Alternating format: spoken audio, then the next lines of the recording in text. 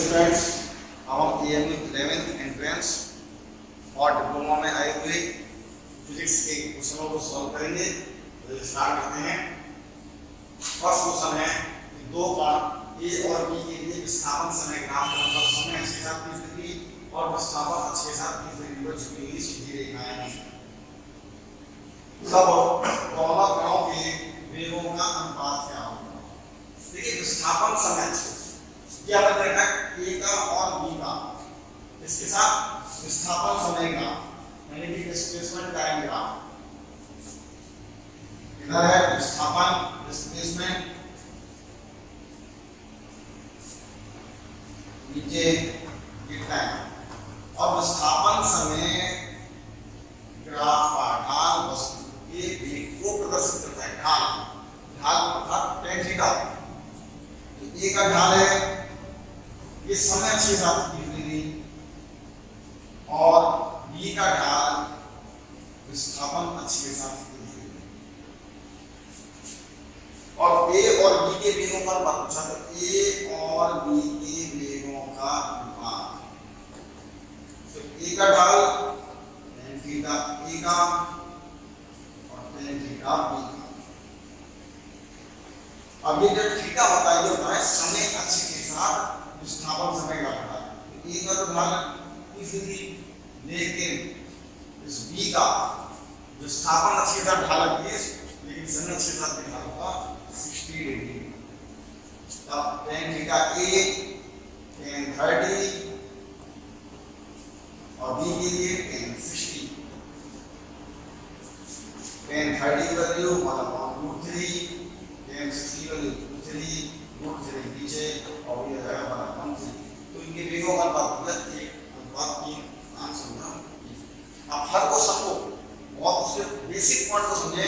जैसे हमने कहा कि विस्थापन समय ग्राफ का ढाल किसके साथ, समय अक्ष के साथ उस वस्तु के वेग को प्रदर्शित करता है। तो कांसेप्ट यदि क्लियर होंगे तो इन कांसेप्ट के बीच पर भी सभी हर साल क्वेश्चन आते हैं। तो आप अगला क्वेश्चन लीजिए। नेक्स्ट क्वेश्चन, एक कण r त्रिज्या के पथ पर वृत्ताकार पथ में घूम रहा है। The particle is moving in circular path of radius r. The displacement after quarter arc circle would be, एक चौथाई वृत्त के बाद विस्थापन क्या होगा?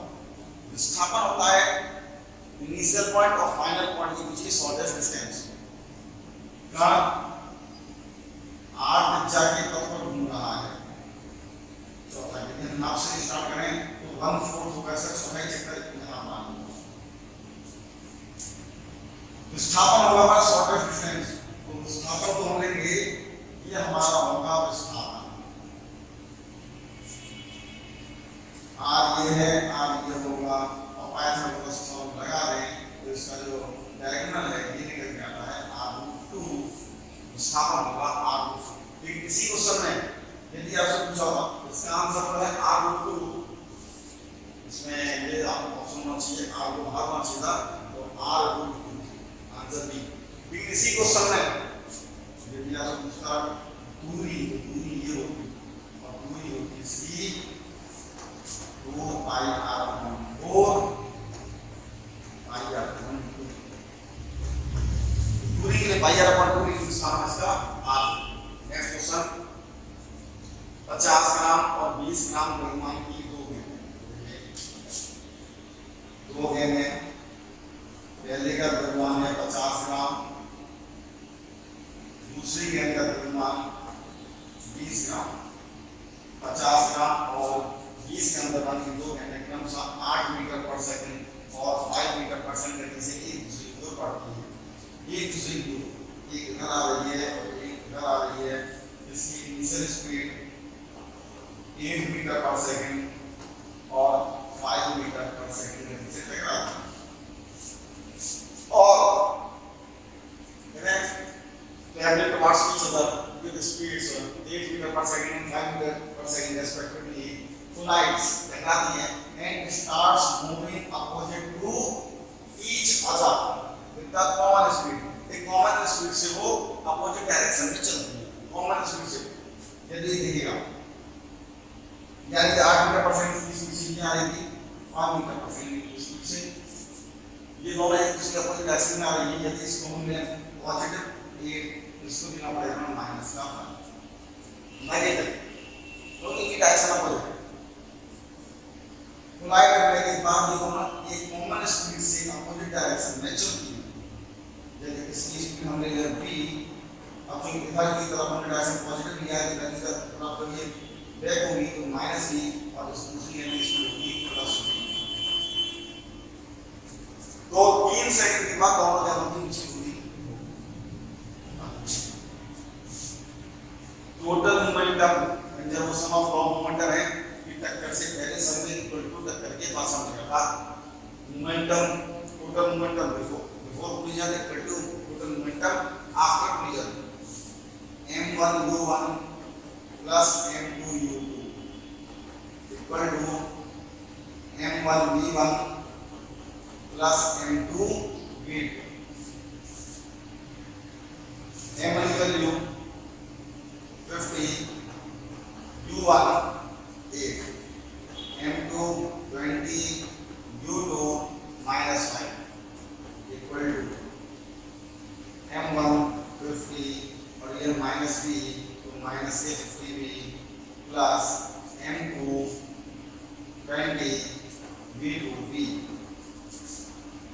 400 minus 100 equal to minus 30v 300 equal to minus के 30v v equal to minus 10 metre पर सेकंड। मतलब एक गेंद ये भी 10 मीटर पर सेकंड की स्पीड से लौटेगी, ये वाली गेंद भी 10 मीटर की स्पीड से लौटेगी। एक सेकंड में ये यहाँ पर जो गेंद कट रही है एक सेकंड में 10 मीटर जाएंगी, फिर कुछ 3 सेकंड के बाद दोनों जगह नीचे हुई, तो ये वाली गेंद 1 सेकंड में 10 मीटर, तो 3 सेकंड में 30 मीटर जाएगी, और ये वाली गेंद भी 30 मीटर दूर चली जाएगी, और 3 सेकंड के बाद दोनों गेंदों के बीच की दूरी 60 मीटर। तो आंसर होगा इसका 60 मीटर, ऑप्शन बी। अगले क्वेश्चन को देखते हैं आप। नेक्स्ट क्वेश्चन हमारा 100 किलोग्राम परिमाण की एक वस्तु, उसका मास 100 kg, 6 सेकंड में टाइम है 6 सेकंड में 5 मीटर पर सेकंड से 8 मीटर पर सेकंड के वेग को समान रूप से त्वरित हो जाती है। इनिशियल स्पीड 5 मीटर पर सेकंड, 6 सेकंड का हो जाती है 8 मीटर पर सेकंड। तो उस वस्तु पर लगने वाले बल का परिमाण क्या होगा? आप फोर्स पूछ रहे हैं, और फोर्स के लिए फॉर्मूला है F इक्वल टू ma, और E निकालने के लिए A equal to V minus U upon P, V 8 minus 5 upon 6, 3 upon 6, 1/2 metre पर second square. F equal to ma, m की वैल्यू 100 kg, एक्सीलरेशन है इसका 1/2 15 फोर्स आ गया 15 न्यूटन, ऑप्शन बी सही है बिल्कुल। नेक्स्ट क्वेश्चन, एक जियो स्टेशनरी सैटेलाइट, जियो stationery satellite, जियो stationery का अर्थ होता है स्थिर। जियो मतलब भूमि, पृथ्वी के सापेक्ष स्थिर है, या अर्थात जैसे जैसे पृथ्वी घूम रही है उसी के साथ साथ सैटेलाइट भी घूम रहा है, और उस पृथ्वी का टाइम पीरियड 24 घंटे होता है, तो वो सैटेलाइट इस तरह घूम रहा है कि उसका भी टाइम पीरियड 24 घंटे हो। जब टाइम पीरियड 24 घंटे है तो पृथ्वी के सापेक्ष ये अर्थ है। यहाँ पर सैटेलाइट इस पॉइंट के रेस्पेक्ट में हम इसको देख रहे हैं सैटेलाइट को, जैसे पृथ्वी घूम रही है, ये सैटेलाइट भी साथ में घूम रहा है, तो हमें ये सैटेलाइट हमेशा स्थिर प्रतीत होगा।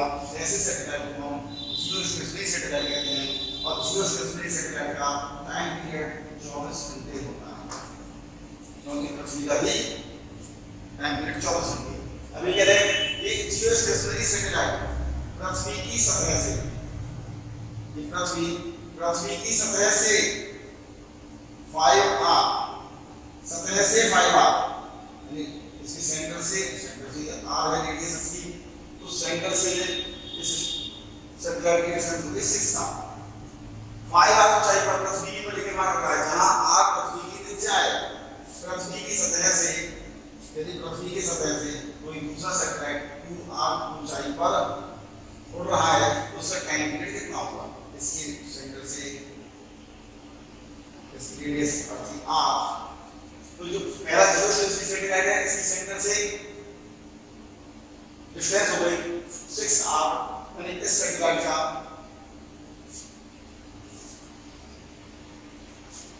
रेडियस 6r होगा, इस वाले सैटेलाइट का रेडियस 3r होगा, जिसमें ये परिक्रमा कर रहा है। और आपको मालूम है t square equal to kr3, where r is the radius of the orbit and time is the time period। तो हम 0 से t1 square upon t2 square करें तो पहले का r1 cube upon r2 cube.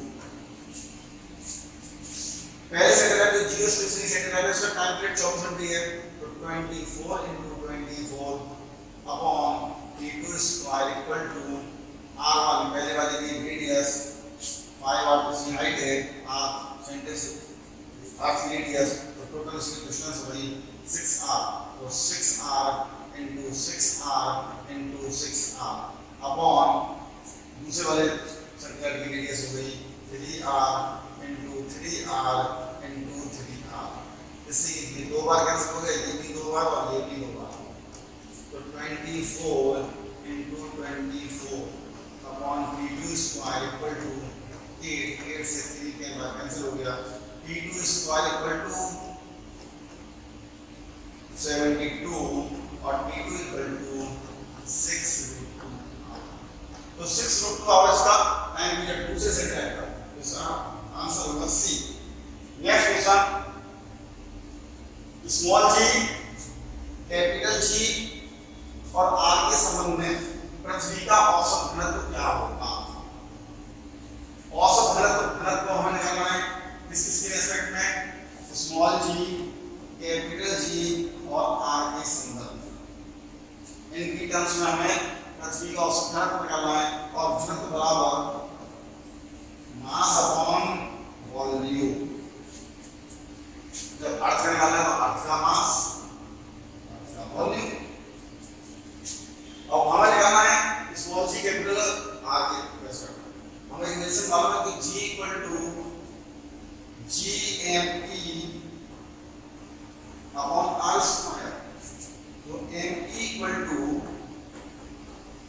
gr square upon capital G, mass लगा दिया हमने, small g r square upon capital G into volume आयतन, पृथ्वी का आयतन, पृथ्वी स्फेरिकल है, इसलिए का आयतन 4/3 pi r क्यूब। हम यहाँ पर क्यूब पर ले जाएंगे, r स्क्वायर से r स्क्वायर r की पावर आ जाएगी 3/4 small g upon capital G pi r। Option है 3g अपॉन 3g, तो ऑप्शन ये हमें मिला है 3g upon 4 pi g r, option E से। नेक्स्ट क्वेश्चन, 4.1 मीटर पर सेकंड स्क्वायर के स्थिर त्वरण के साथ 120 मीटर की दूरी तय करने में 20 ग्राम द्रव्यमान वाले एक कण की अंतिम और प्रारंभिक गतिशीलता में क्या अंतर होगा? देखिए इसके एक्सेलरेशन है 4.1 मीटर पर सेकंड स्क्वायर, 120 मीटर दूरी तय करने में 20 ग्राम द्रव्यमान, मास है 20 ग्राम, कण की प्रारंभिक और अंतिम गतिज ऊर्जा में अंतर। गतिज ऊर्जा में अंतर डेल्टा के half m v square minus half m u square. Option, initial speed of the body is 0, the v given is 0, k equal to half m v square अब बस ये निकालते हैं -0 कि 120 मीटर डिस्टेंस कवर करने के बाद इसकी वेलोसिटी कितनी होगी। v square equal to u square plus 2ax।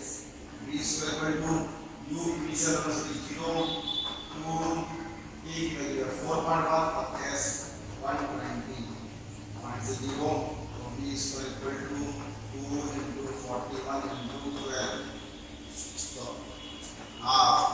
मास कितना है 20 ग्राम 20 बटा 1000 किलोग्राम में और v की वैल्यू 2 into 41 into 12 2 से 10 बार 0 से 0 मल्टीप्लाई करें 24 into 41 96 और 954 upon 100 9.84 इसलिए कितने समझा लें 9.84 ऑप्शन 20। नेक्स्ट क्वेश्चन देखते हैं। नेक्स्ट क्वेश्चन पानी में एक मिनट का वजन 32 न्यूटन है और इसका सापेक्ष घनत्व 3.5 है। तो शरीर का भार क्या होगा? वायु weight of the body in air हवा में शरीर का भार। तो ये पिछली भी हमने जो पेपर सॉल्व करे हैं उसमें भी इसी तरह के क्वेश्चन आए हैं। तो आप क्वेश्चनों को तरीके से समझना है, क्वेश्चनों को रटना नहीं है। क्वेश्चन समझेंगे किस बेसिस पर किए जा रहे हैं। तो हर पेपर में उसी पैटर्न पर क्वेश्चन पूछे जाते हैं। तो आप क्वेश्चनों का फॉर्मूला समझें, फॉर्मूला का कांसेप्ट समझें, क्वेश्चन को कैसे करना है। तो देखिए ऐसा रखा है, इसका सापेक्ष घनत्व है 3.5। तो वस्तु का सापेक्ष घनत्व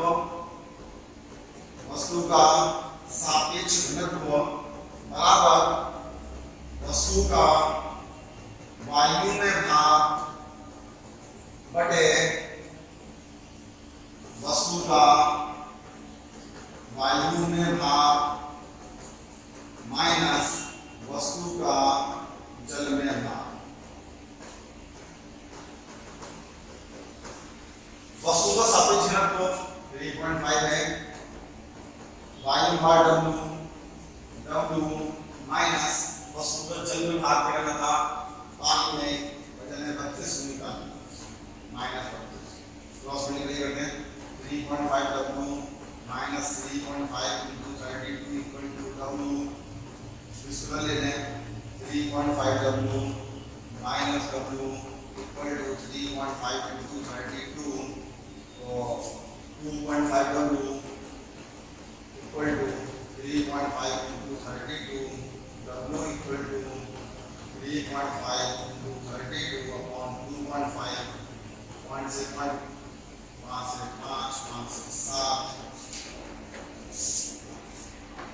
upon 5 for the 20 5 for the 5 for the 20 5 for the 20 44.8 metre. Answer होगा 44.8 metre option A. Next question इस सितार में उत्पन्न ध्वनि तरंगें हमेशा अनुदैर्घ्य होती हैं क्योंकि अनुदैर्घ्य तरंगों को ही वायु में उत्पन्न किया जा सकता है। अनुप्रस्थ तरंगें केवल ठोसों में अनुप्रस्थ तरंग ठोस में और द्रव की ऊपरी सतह पर उत्पन्न की जा सकती हैं, जबकि अनुदैर्घ्य तरंगें ठोस, द्रव और गैस तीनों में उत्पन्न की जा सकती हैं और ध्वनि तरंग वायु में उत्पन्न की जाती है गैस में, इसलिए सितार से उत्पन्न ध्वनि तरंग हमेशा लॉन्ग के। नेक्स्ट क्वेश्चन आर कठोर वाले टुकड़े को एक आर कठोर का तार है, आर कठोर के टुकड़े को 5 बराबर भागों में काटा जाता है। 5 भागों में 2 3 4 5 1 2 3 4 5। तो आर कठोर के तार को आपने 5 टुकड़ों में डिवाइड कर दिया तो हर टुकड़े का रेजिस्टेंस R15 हो गया। फिर इन हिस्सों को समांतर में जुड़ाता है, इन 5 को जिनका कि हर एक टुकड़े का हर टुकड़े का रेजिस्टेंस R/5 हर टुकड़े का R/5 हर टुकड़े का, और इनको जोड़ दिया हमने समांतर क्रम में। यदि संयोजन का समतुल्य प्रतिरोध R डैश हो, R डैश संयोजन का तुल्य प्रतिरोध है R डैश, तो R/R डैश का अनुपात क्या होगा? देखिए ये पांचों प्रतिरोध सेम रेजिस्टेंस है, समांतर क्रम में जुड़े हैं, समांतर क्रम में नेट रेजिस्टेंस निकालने के लिए किसी एक रेजिस्टेंस में आप जितने भी रेजिस्टेंस हैं उनके नंबर का डिवाइड करें। तो R dash equal to R/25, हमने तो कहा है R/R डैश, पॉसिबिलिटी ये है, तो R/R डैश इक्वल टू आ जाएगा आंसर 25, तो आंसर होगा इसका 25, बी ऑप्शन।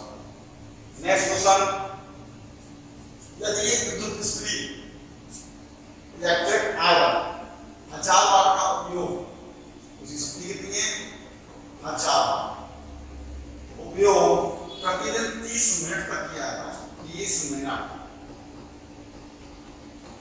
तो विद्युत ऊर्जा अप्रैल माह में कितनी खपत होगी?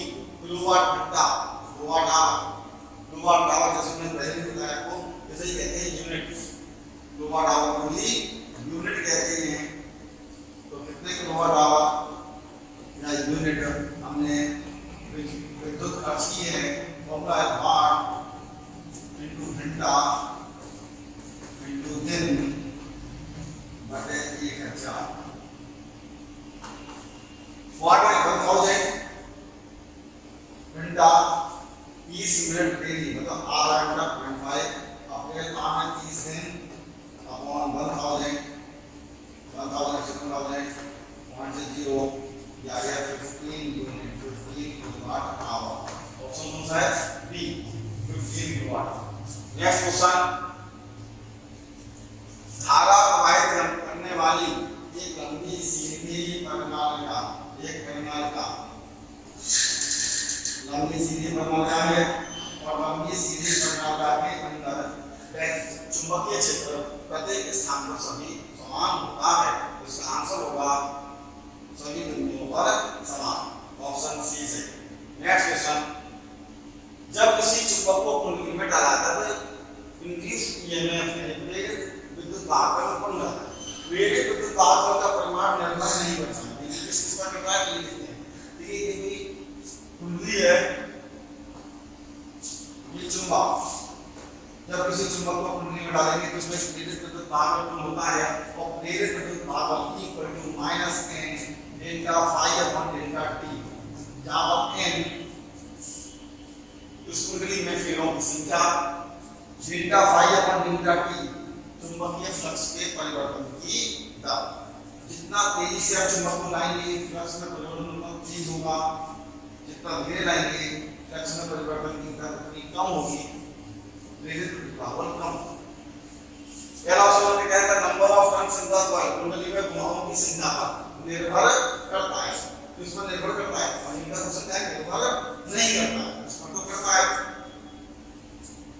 हमारा फॉर्मूला है n number of turns, the speed with which the magnet is move, हमने बताया कि जितनी तेजी से आप इसको मूव करेंगे फ्लक्स में परिवर्तन की दर उतनी ज्यादा होगी, प्रेरित विद्युत वाहक नहीं ज्यादा होगा, इसको निर्भर करता है, इसको नहीं करता।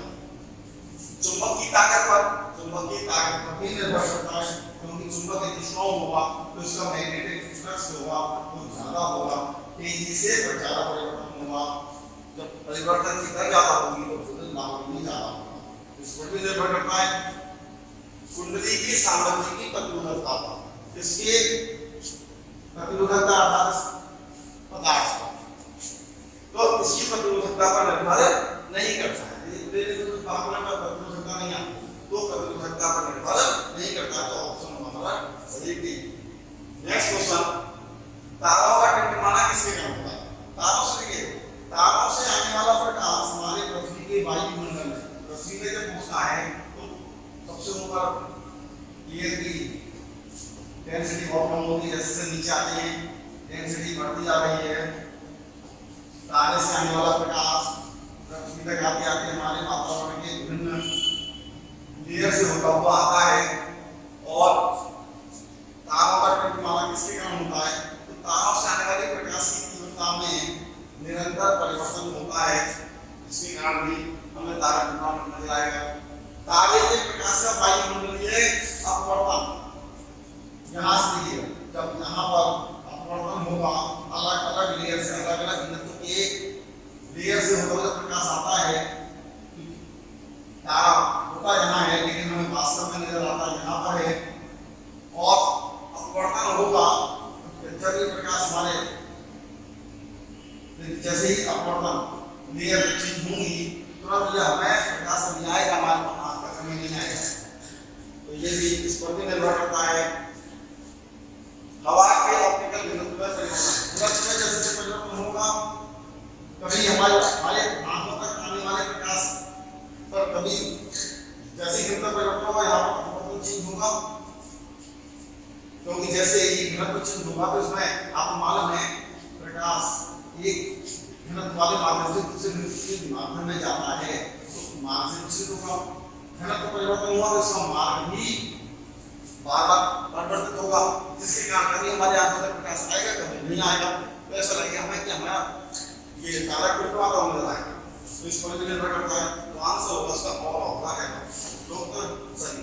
तो आप आएंगे आंसर लोग सभी। नेक्स्ट क्वेश्चन 25 सेंटीमीटर फोकस होने का करता है ऑप्टिकल लेंस, इसकी फोकस हो रही है 25 सेंटीमीटर -1 ऑप्टिकल है, और 20 सेंटीमीटर फोकस होनी है ऑप्टिकल लेंस। ऑप्टिकल लेंस इसकी फोकस होनी है 20 सेंटीमीटर। ये दूसरे के संपर्क में रखती है संयोजन की शक्ति। पहले इसकी यदि शक्ति निकालें P बराबर 100/F 100/-25 माइनस से 4 डायोप्टर। दूसरी लेंस की शक्ति 100/20 प्लस के 5 डायोप्टर। और संयोजन की शक्ति जब एक दूसरे के संपर्क में रखे जाएंगे तो संयोजन की शक्ति P बराबर P1 + P2 -4 + 5 + 1 डायोप्टर। आंसर होगा इसका सी। नेक्स्ट क्वेश्चन, एक व्यक्ति अपनी आंख से 50 सेंटीमीटर से अधिक दूरी पर किसी वस्तु को स्पष्ट रूप से नहीं देख सकता। 50 से अधिक नहीं देख सकता। यदि ये क्वेश्चन है दृष्टि दोष के सवालों से अपनी आंख से 50 से दूर नहीं देख सकता। लेंस की शक्ति 2 से दूर के तारे को देखने में सक्षम बनाई। 50 से दूर नहीं देख सकता, 50 तक देख सकता है। 50 से दूर जो भी है सब इंफिनिटी है। इसमें हम u और v दोनों ही नेगेटिव लेंगे। उसे देखना दूर के तारे को, ऑब्जेक्ट कहां पर हमारा इंफिनिटी पर, ऑब्जेक्ट इंफिनिटी पर है और उसको 50 तक देख सकता है। यदि इंफिनिटी का इमेज प्रतिबिंब 50 में बन जाए तब उसको दिखाई देगा। तो उसकी फोकस दूरी कितनी होनी चाहिए? 1/f = 1/v - 1/u 1/f v -50 -u infinity 1/infinity 0 हो गया। तो 1/f = -1/50 f = -50 सेंटीमीटर। आप जो आए लेंस की शक्ति पावर p = 100/f 100/f -50 के 2 डायोप्टर। तो लेंस की शक्ति है -2 डायोप्टर। यहाँ तक आपके 2022-23 में आए हुए फिजिक्स के सभी क्वेश्चन कंप्लीट हो गए। इन क्वेश्चनों को आप बहुत अच्छी तरह करें, हर क्वेश्चन के कंसेप्ट को समझें और फिर अगले पेपर को भी इसी तरह से सॉल्व करने की कोशिश करें। फिर मिलते हैं हम अगले वीडियो में।